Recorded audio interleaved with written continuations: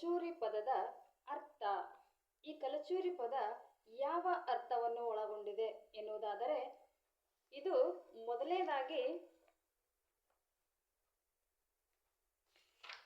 ಕ್ರಿಸ್ತಶಕ 1174ರ ಬಂದಳಿಕೆಯ ಶಾಸನದಲ್ಲಿ, ಕ್ರಿಸ್ತಶಕ 1174ರ ಬಂದಳಿಕೆಯ ಶಾಸನದಲ್ಲಿ ಕಲಚೂರಿ ಎಂಬ ಪದವು ಹೇಗೆ ಬಂತೆನ್ನುವುದನ್ನು ಹೀಗೆ ಹೇಳಿದೆ. ಅಲ್ಲಿ ದ್ರೋಣಾಚಾರ್ಯರ ಮಗ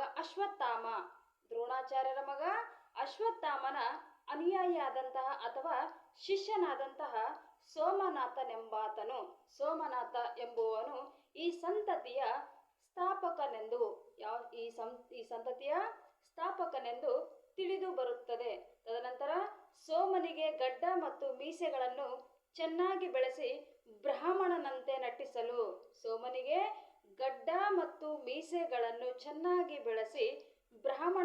ನಟಿಸಲು ಆತನ ಗುರು ತಿಳಿಸಿರುತ್ತಾನೆ. ನಂತರ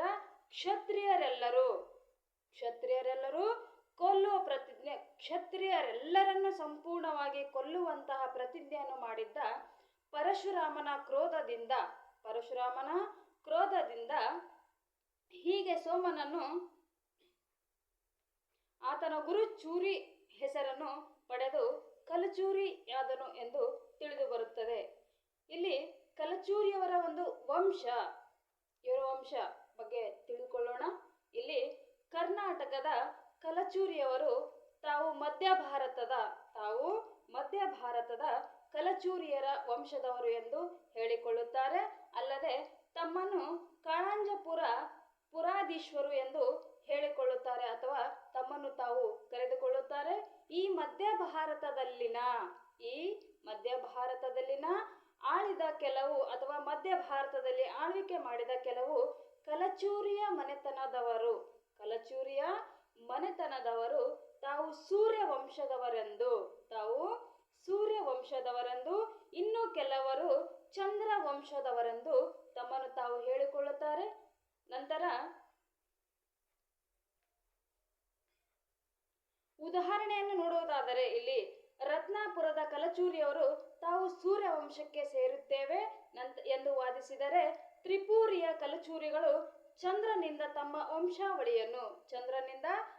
ವಂಶಾವಳಿಯನ್ನು ಆರಂಭಿಸುತ್ತಾರೆ. ಕಾರ್ತವೀರ್ಯನು ಈ ಮನೆತನದ ಕಲಚೂರಿಯ ಮನೆತನದ ಮೊದಲ ರಾಜನೆಂದು ಹೇಳಲಾಗುತ್ತದೆ. ಪುರಾಣದಲ್ಲಿ ಪ್ರಸಿದ್ಧನಾದಂತಹ ಈ ಕಾರ್ತವೀರ್ಯ ಎಂಬುವಂತಹ ರಾಜನು ಪುರುವರನ ವಂಶದವನಾಗಿದ್ದನು ಮತ್ತು ಅವನು ಅಜ್ಜನು ಬುದ್ಧನ ತಂದೆಯಾದ ಸೋಮ, ಈತನ ತಾತನಾದಂತಹ ಅಥವಾ ಅಜ್ಜನಾದಂತಹ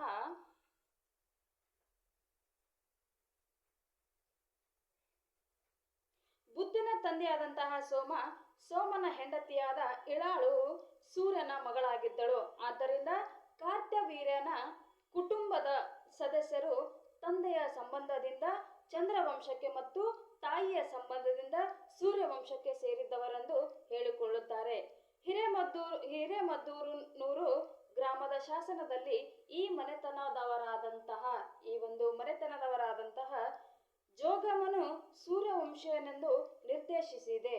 ನಂತರ ಈ ವಿಧವಾಗಿ ಒಂದೇ ಕುಲಜರನ್ನು ಭಿನ್ನ ಭಿನ್ನವಾಗಿ ವರ್ಣಿಸಿದ ಉದಾಹರಣೆಗಳು ವಿರಳ ಮಾತ್ರವಲ್ಲ.